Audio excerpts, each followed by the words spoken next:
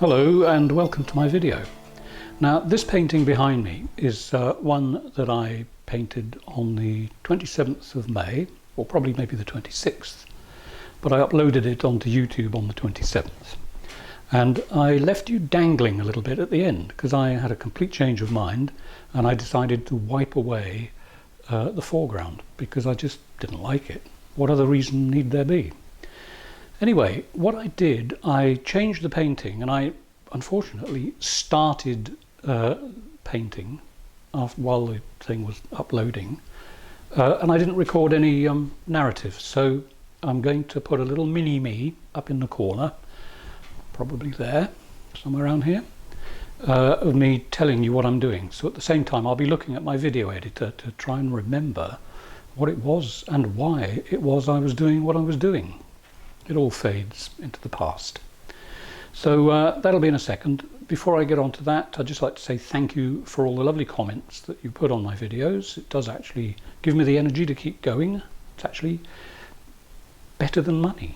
So yeah, it's nice to know that one is appreciated and that you are enjoying my videos and that you're learning something.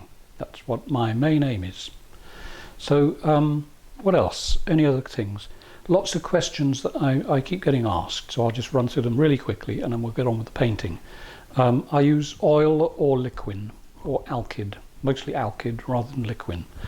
Two types of oil, one which is just basic linseed oil and another one which has a drying agent in it, and I'll tell you as I use the various things what I'm using. People have asked to see my palette. Well, I'll see if I can get my palette in a few shots, but there's no mystery. It's just a plastic plate.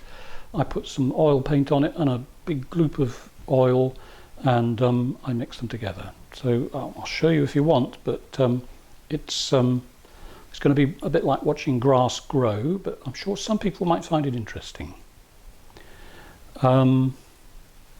If you want to support me in any way, I have a Patreon page. The link will be down there in the box, and there's a link to my website if you want to contact with me. About any courses that I run, which of course this year aren't really happening that much because of the current situation on planet Earth. So next year hopefully it'll all start again. You never know, it might, but one hopes so. The brushes I use, as you know by now I'm sure, cheap brushes. Sometimes I use slightly more expensive ones for the final detail. Well, I hesitate to say details because there are no actual details. This is all about painting your feelings, not being a photographic reproducer of nature. Bear in mind that even Constable and Turner, a couple of my favourites to mention quite a lot, and people like George Innes, an American tonalist, they didn't paint detail. Even the things in the paintings that look small, you know, like little people occasionally that look detailed, they're not really, they're just blobs, It's knowing where to put your blob, I suppose. And I have to say that when I was at college we did study blobology a little bit to get our blobs in the right place. But that's something that comes through drawing practice. You learn how to simplify. But in my paintings, of course, you won't see many people, if any. Not now, anyway, because I'm just not interested. And so, you know, and no man-made objects appear in my paintings unless it's a mistake and something that looks like a man-made object, like a building in the distance. So who knows what the brush will reproduce. I think that's it for now. Oh, just a message for the trolls. Just don't. Move on. Get a life. Okay. See you in a minute. And thanks for watching. Oh dear, what's this? This is the dreaded ball of kitchen paper. And here we go. That's what I did to it. I wiped it. What I want to do is simplify the foreground. But you'll notice, by taking all that away in the foreground, it's brought us down to ground level. And next time, you'll see what I do to this. Thanks for watching. Hope you enjoyed it. See you on the next video. Stay safe. Bye for now.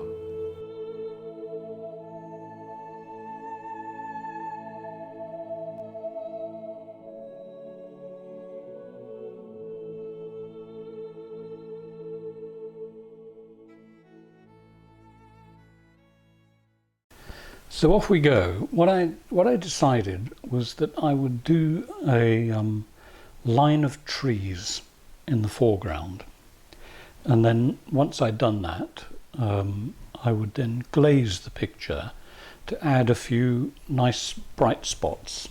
So first tree going in, very, very rough.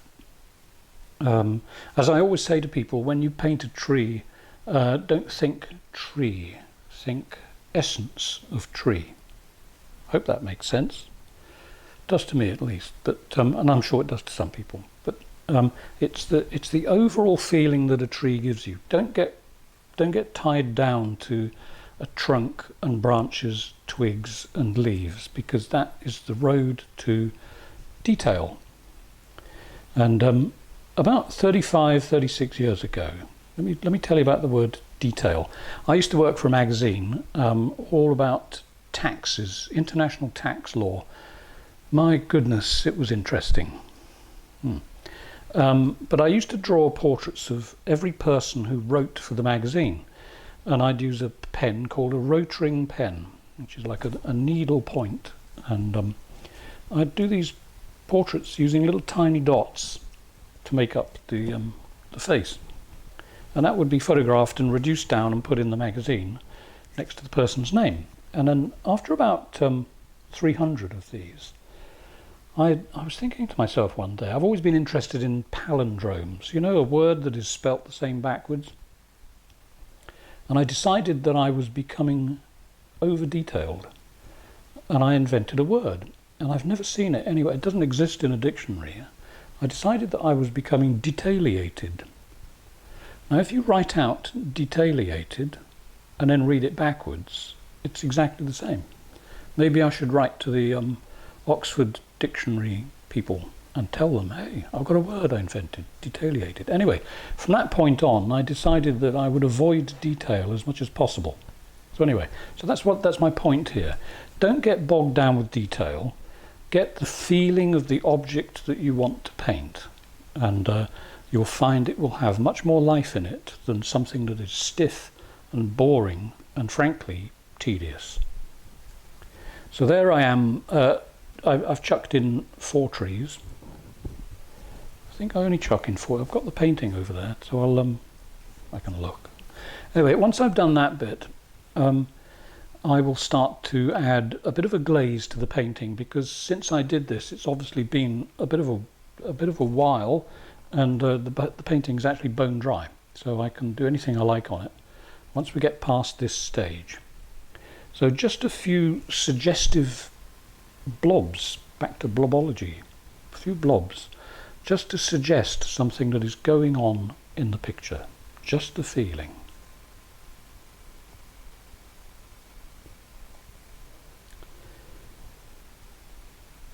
So a few distant bits, just to strengthen them, because I know that when I put the glaze on, the glaze is going to be pretty well only light colours. There won't be any dark glazing, except I might have a bit of fun with the sky. I don't know yet. We'll see how I feel. I don't know about you, but where I am at the moment, the temperature is ridiculously high. And even the weather people are confused, because at midnight last night my phone gave me an extreme temperature warning, and it was actually quite cool. So maybe the heat has got to the meteorological office in France, I don't know. Or maybe it's got to my phone. It certainly got to me. I'm a Brit, I can't take heat. Actually, I'm Welsh, but and I was born in the winter. No wonder I don't like the heat. So what happens next? I know as much as you now, because I'm just watching my video editor, as I said. Let's see what happens. A little bit of wiping has a bit of an effect, not a vast effect. Just wondering how long this goes on before I can get back to live painting.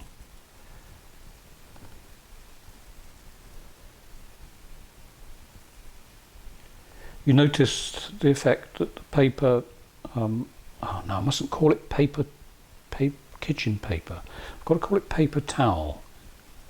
It confuses some people. They don't know what kitchen paper is.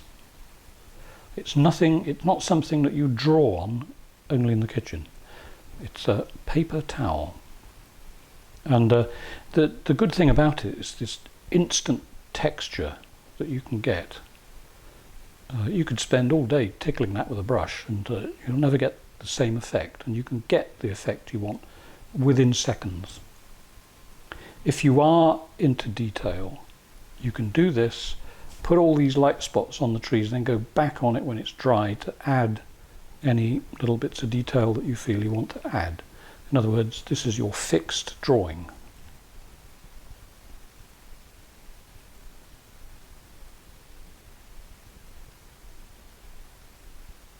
The next stage of this, when we get to the part where I will do some live painting, it's literally going to be a few sparkly bits. Now it's interesting, looking at the video, here the light bits between the trees look very light. Now on the painting they're not. That is something that you do get with a computer screen. It can, because a computer image of course is backlit. It's got light coming through it. A painting is front lit, and your eyes are only affected by the light bouncing off the picture. So everything looks a little bit more wonderful on a computer screen.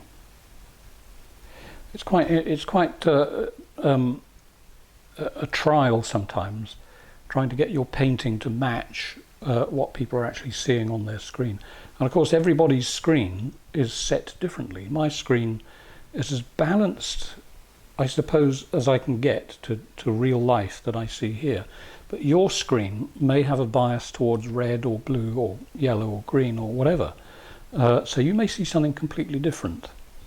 So I suggest the only way that you can truly see whether your computer is matching my painting is to buy one. Ho ho. Anyway,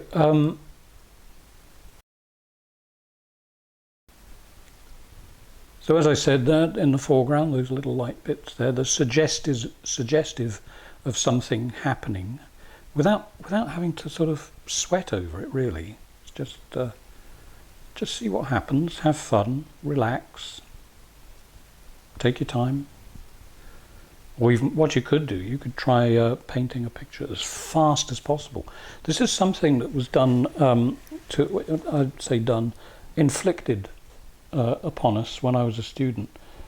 We had some days we had to draw people, either clothed or unclothed, literally walking from one side of the studio to the other, and in the time it took them to walk from one side to the other, which was only about 15 paces, by the time they got there you had to have a drawing of that person frozen in time walking. So but I'm not expecting you to do that. This is part of the brainwashing of art college, but it does sort of focus your attention a bit, even now, quite a few years later, obviously.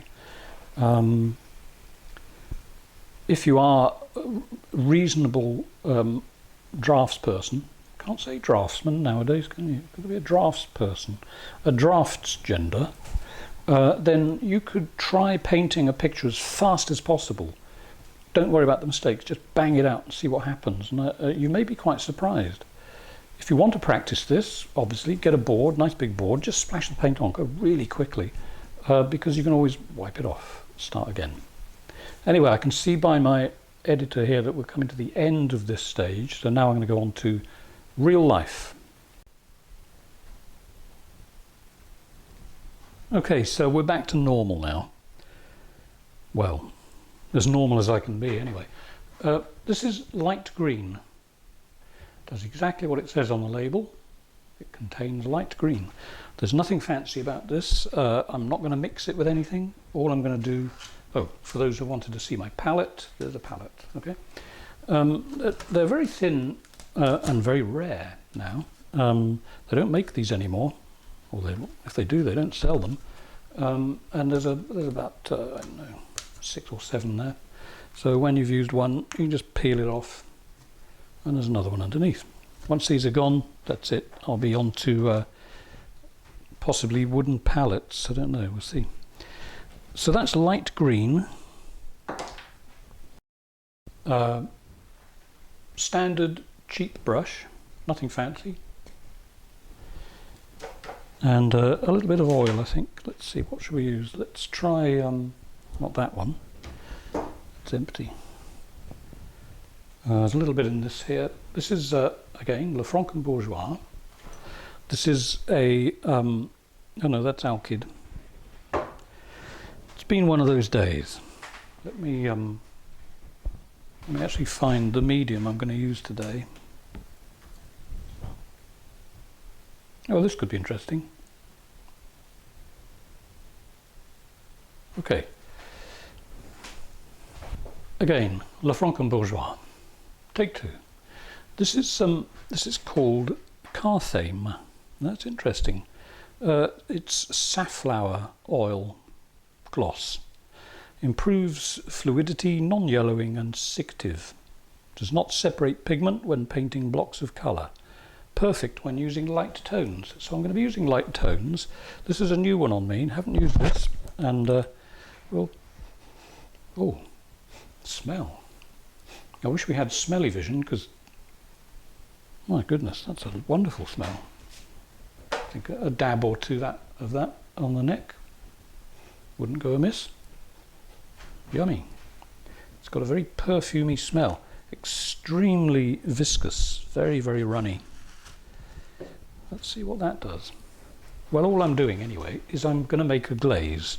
So there's this oil, which, as you can see, maybe, hopefully, yeah, it's extremely drippy. It's exactly what I want, actually. Okay, so here we go. I'm going to mix it so that it's not too runny. Now, the oil is extremely runny, as I said, so I won't need much. So I'm going to be a little bit careful about how much is actually in the paint. Most of it is down there by my little finger, so I'm going to just let it drip off the brush. Yep, I think that's what I want. And I'm just going to lighten these areas through here. Now what I'm going to do is going to look like a mess for a while. It's just the way it goes. I have to break eggs to cook omelettes. I'm just standing back to have a little look on the picture to see where my extremes are. So yeah, my hand just comes in about there. That's good. You're missing a little bit over that side, but we'll get that later. So all I'm going to do here is just put some of this on.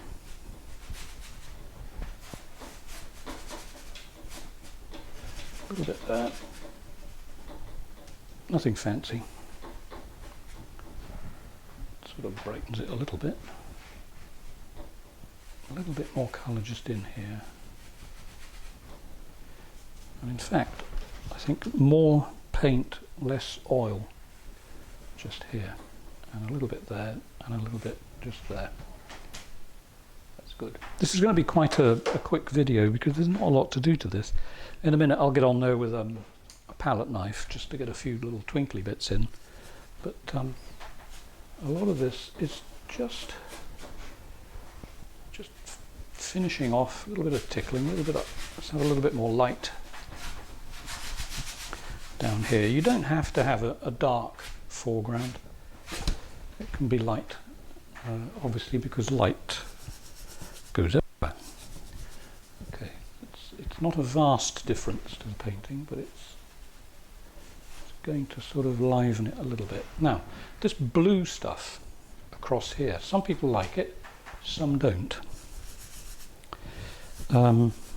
Personally, I quite like it. I'm just going to add a little bit of green, just a touch across there, just to see what that does, and I think it might help a little bit. That'll give us a little bit more of a transition between this area and this area where the strong blue is, just to add a few more dimensions to whatever's going on over there. And you see what I mean about don't fuss, don't hesitate too much in one place. I'll just put a hint of green just through there, I think. Yeah, that's okay. When I pause and say things like, yeah, that's okay, it's because I'm looking in the camera. A little bit down there. It's very wobbly canvas, this. There we go. A little bit of green on the side of the mountain.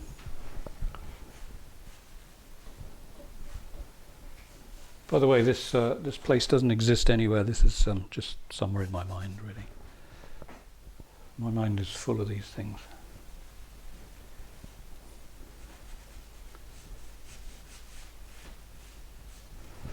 A little bit there. That's sort of twinkled it up a little bit. Now, where I went here with the pale colour, I went over some of the trees.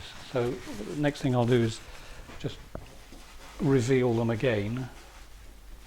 It's the thing about glazing. I'm sure you must know by now. I do go on about it quite a lot. Just to strengthen the edges of these trees. Have a look in the camera. Yeah, that's good. You see how precise you don't have to be? Is that a double negative? Not sure. But anyway, you don't have to be precise. It's all totally relaxed. The mystery, I hope, for you is just dropping away.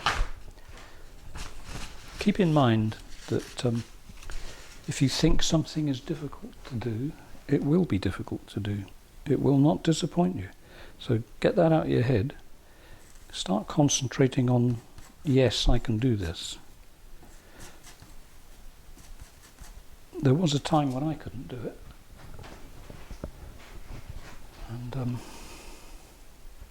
it's a bit, I guess it's a little bit like riding a bicycle. You keep doing it, and then one day it all falls into place. And if it doesn't do that immediately, don't worry about it. It just means that you need a little bit more time. Don't get depressed about it. Keep watching my videos, and hopefully I'll convince you that you can do it.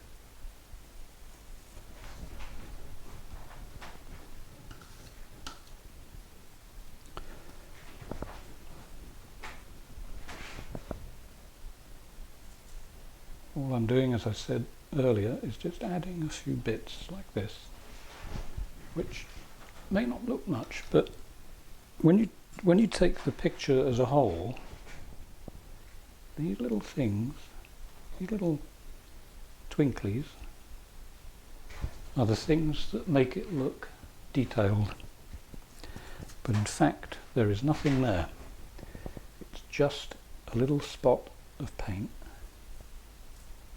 and your brain wants to make sense of it.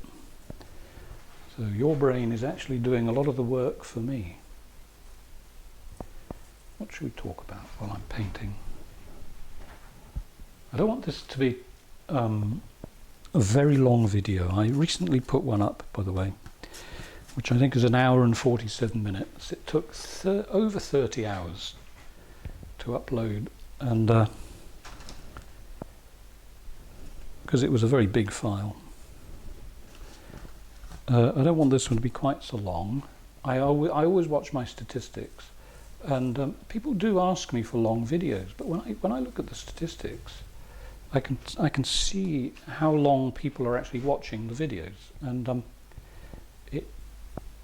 the last month it was down a little bit. So I thought, well, maybe I just made it just a bit too long. So this one won't be quite so such an epic, I hope. A little bit more in there. I might even put a bit of white in there in a few places. That'll evoke something. I'm not going to do much more to the foreground. I'm quite pleased with that. I'm going to put a little bit just in there because I think there's quite a large dark spot. Just the odd bit in there, just to break it down a little bit. Yeah, what should we talk about? Somebody came out with a nice suggestion, and they said that I should introduce my cat, Tiger Lily, into my videos. And I've had a word with her, and she's more than happy to do this, so you can expect to be seeing more of her. She's got an interesting story behind her. Somebody actually dumped her, I think. She was obviously a house cat. She was quite used to people, but someone ditched her, and I don't think she was sort of equipped to survive. So she turned up at the house here, purely by chance, just turned up, and she was so thin, it was pitiful. I've never seen such a thin cat that was still walking. And so I immediately gave her some tuna, which wasn't necessarily a good idea, but the shops were closed. I had nothing else. That's nice, I like that.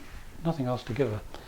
And so she ate it, but she was a little bit sick.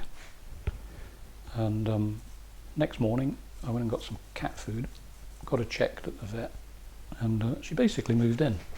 So this is when she arrived.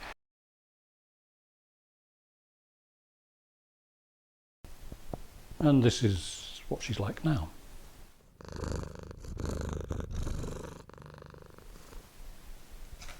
And she is a delightful cat. I've always liked cats. Why am I rambling on about cats? Yeah, I've always liked cats. I just find them fascinating creatures. I like all animals, really.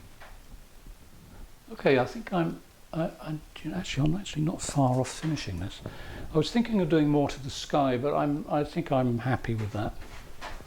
So I'm going to just put a few little bits there,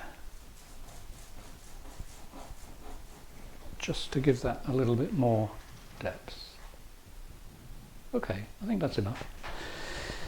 And I'll be back soon with another video. I'll do some. I've got so many videos now that I need to finish off. I could just work on them for the next year, but I think it's probably time I did a new video from scratch, just as a refresher course for everybody. Let me know any suggestions that you might have. Keep it clean, obviously. You know, what would you like to see? I tend to lean towards landscape. I don't want to paint objects in landscapes, as I mentioned earlier, I think. I sort of was wondering about showing you how you can use this technique for portraiture. Again, I just don't know. I mean, I've done lots and lots of portraits in my life, and that's probably the reason why I just don't want to do them anymore. Quite hard work, and I could probably do an imaginary face for you. I did one recently, and this is what that ended up like. And I never got around to finishing it, and I think that's well over a year ago, so maybe more. So maybe I'll try and finish this one. Anyway, I hope you've enjoyed my video. If you do, please hit the subscribe button and the little bell icon next to it, and that'll give you the sign that, or give you a message rather, when I next upload a video. I have a Patreon page if you're interested in throwing money at me. Don't worry if you're not.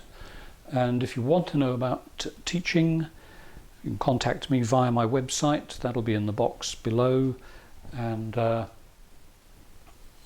not much is going to happen this year, as I said, so it'll be next year, I hope. And you never know, may get to meet you one day. And don't forget, every now and then I give away a free painting. So bear that in mind. Hit that subscribe button. Okay, bye for now. Take care. Stay well. See you next time.